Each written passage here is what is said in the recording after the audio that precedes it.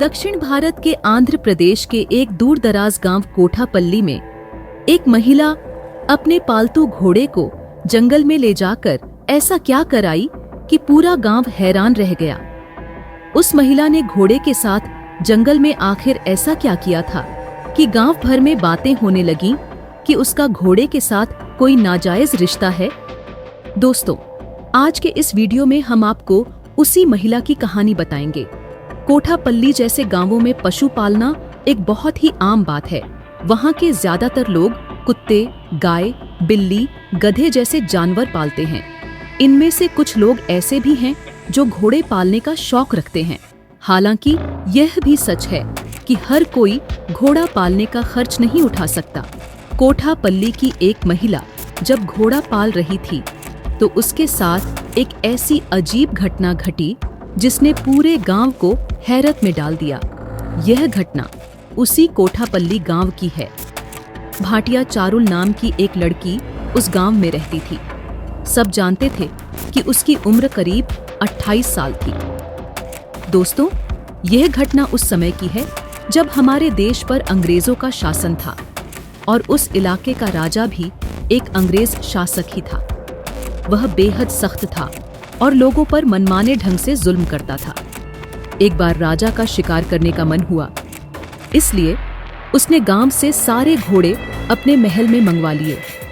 राजा के सिपाही बड़ी मशक्कत के बाद भाटिया चारुल का घोड़ा भी ले आए और राजा को बताया कि यह एक बहुत ही उम्दा नस्ल का घोड़ा है और इसे बड़े नाजों से पाला गया है। सिपाहियों के मुंह से घोड़े की तारीफ सुनकर राजा ने खुद घोड़े पर सवार होकर उसे आजमाने का फैसला किया। जब राजा उस घोड़े को लेकर चला तो वह भी उसकी चाल और काबिलियत का कायल हो गया। तब राजा ने भाटिया चारुल नाम की उस लड़की से कहा, तुम यह घोड़ा मुझे बेच दो। इसके बदले में तुम जो मांगोगी मैं तुम्हें दूंगा। लेकिन लड़की राजी नहीं हुई। उसने राजा से कहा, महाराज, यह घोड़ा इतना कीमती है कि आपकी पूरी सल्तनत भी इसके मोल के बराबर नहीं है। यह बात सुनकर दरबार में मौजूद सभी लोग और खुद राजा भी हैरान रह गए। राजा ने तब लड़की से पूछा, आखिर इस घोड़े में ऐसा क्या खास है कि इसकी कीमत इतनी ज्यादा है? तब लड़की बोली, इस घोड़े का राज मैं किसी को नहीं बता सकती। काफी देर समझाने के बाद जब राजा समझ गया कि भाटिया चारुल अपना घोड़ा उसे बेचना नहीं चाहती, तो राजा ने वह घोड़ा उससे उधार मांग लिया। उसने यह भी कहा, शिकार से लौटकर मैं तुम्हारा घोड़ा वापस कर दूंगा, क्योंकि यह घोड़ा मुझे बहुत पसंद आ गया है। मेरी इच्छा है कि मैं इसी पर बैठकर शिकार करने जाऊं। दोस्तों, भाटिया चारुल सारी बातें सुनकर बोली, महाराज, मैं आपकी बात मान लेती हूं, लेकिन मेरी भी एक शर्त है। मेरे इस घोड़े को शाही अस्तबल में जगह देनी होगी और अगले 1 साल तक इसके पालन पोषण का सारा खर्च आपको उठाना होगा। राजा और उसके मंत्री यह सुनकर हैरान तो हुए, लेकिन राजा मान गया। राजा ने लड़की की शर्त मान ली और कहा कि शिकार से लौटकर उसकी सारी शर्तें पूरी कर दी जाएंगी। तब लड़की ने अपना कीमती घोड़ा राजा को सौंप दिया। घोड़ा लेकर राजा अगले ही दिन जंगल में शिकार के लिए निकल पड़ा। लेकिन अचानक घोड़ा राजा की सुने बिना उसे लेकर जंगल में बहुत अंदर चला गया। राजा के साथ मौजूद सिपाही यह देखकर बहुत चिंतित हो गए। इससे पहले वे कभी शिकार के लिए जंगल में इतने अंदर नहीं गए थे, इसलिए वे भी राजा के पीछे पीछे जंगल के अंदर जाने लगे।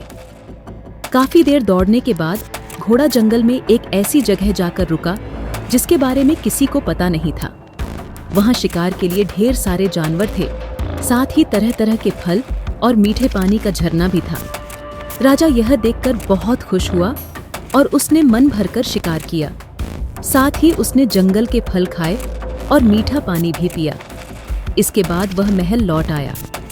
राजा ने भाटिया चारुल को उसका घोड़ा वापस कर दिया, लेकिन राजा उस घोड़े का दीवाना हो गया था, क्योंकि घोड़े ने न केवल राजा की मर्जी के मुताबिक काम किया, बल्कि उसे जंगल में एक ऐसी जगह ले गया जहां राजा ने मन भरकर शिकार किया था।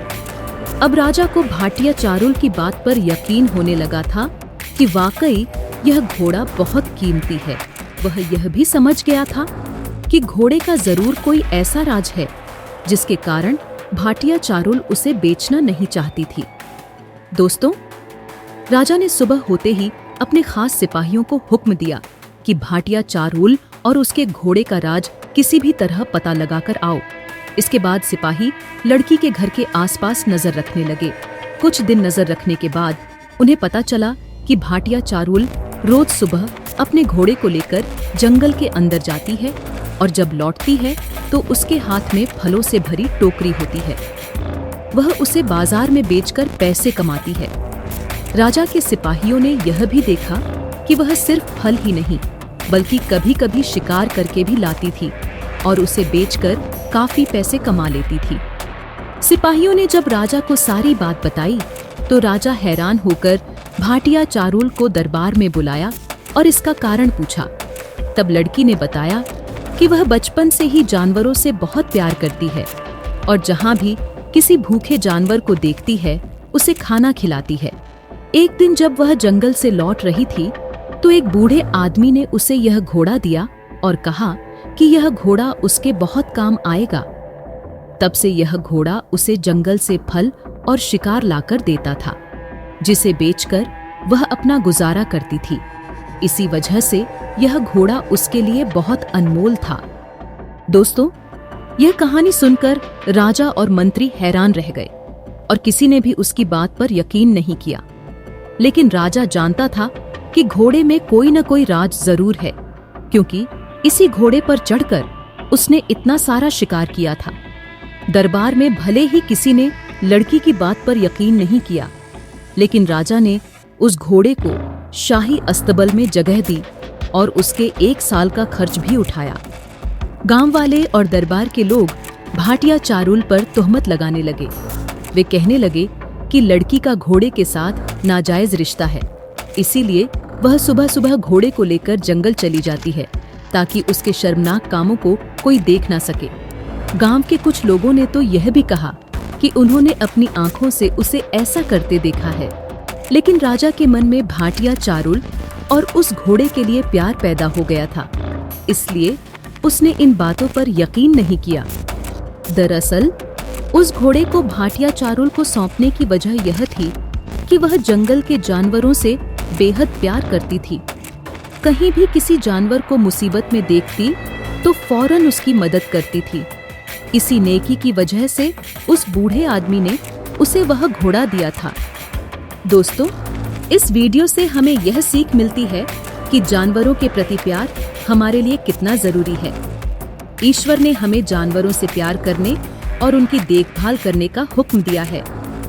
ईश्वर की नज़र में हम में से सबसे बेहतर वही है जो उसकी बनाई हुई मखलूक यानी जानवरों से प्यार करता है।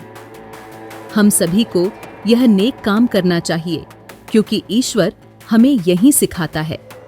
ईश्वर की बनाई चीजों से प्यार करने पर ईश्वर भी हमसे प्यार करता है। दोस्तों, उम्मीद है आपको हमारा यह वीडियो पसंद आया होगा। वीडियो को लाइक जरूर करें, चैनल को सब्सक्राइब करें और इसे सभी के साथ शेयर करें।